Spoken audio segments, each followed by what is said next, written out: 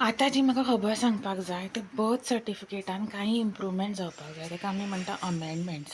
ते अमेंडमेंट्स कितें जावपाक जाय तर birth certificate as per rule हें तुका दिल्लें आसता evidence, that is your document.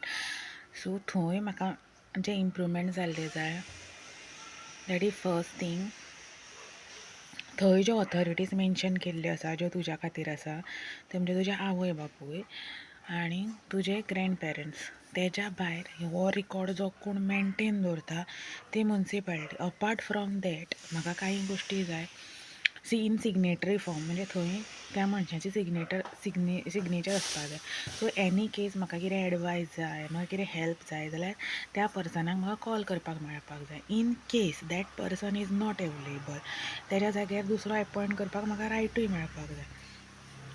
सो तेजो प्रोसिजर आसतलो, कितें आसतलें तें मागीर that is part of service म्हणटा तशें.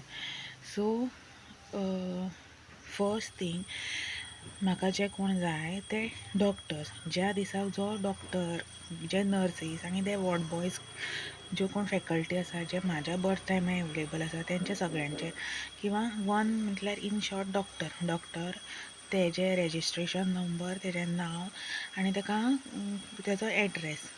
ते आतां कशें थंय अरेंज करतले तें इतल्या ल्हान डॉक्युमेंटाचें म्हाका खबर ना, बट तेजो एड्रेस आसपाक जाय. सो इन एनी केस कितें जालें जाल्यार म्हाका थंय अप्रोच करपाक मेळपाक जाय. आनी इन केस म्हाका तो जर कसोच मेळना, किंवां म्हाका तें इन्फॉर्मेशन ना, किंवां म्हाजे कडेन तें रिक्वायरमेंट ना ताका सोदपाक, सो त्या जाग्यार दुसरो अपॉयंट करपाची चान्स मेळपाक जाय, कित्याक हांव त्या टायमार ल्हान आसतलें. सो दुसरो म्हणटा ते पुलीस. ज्या एरियेचें पुलीस स्टेशन आसा तेजो त्या पुलीस स्टेशनाचें नांव आनी थंय जी हेल्पलायन नंबर आसा, फोन नंबर तो आनी address.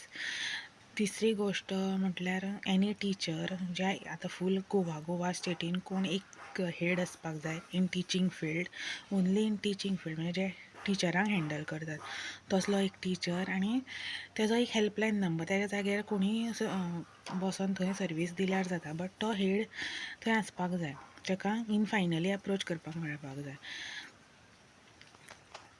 And the last for a advisory purpose, सदांच लायफान जें जाय पडटा तें every movement advise. So fourth signatory authority जाय ती म्हाका एडवोकेट बाय, with address and phone number, and to change the faculty riot.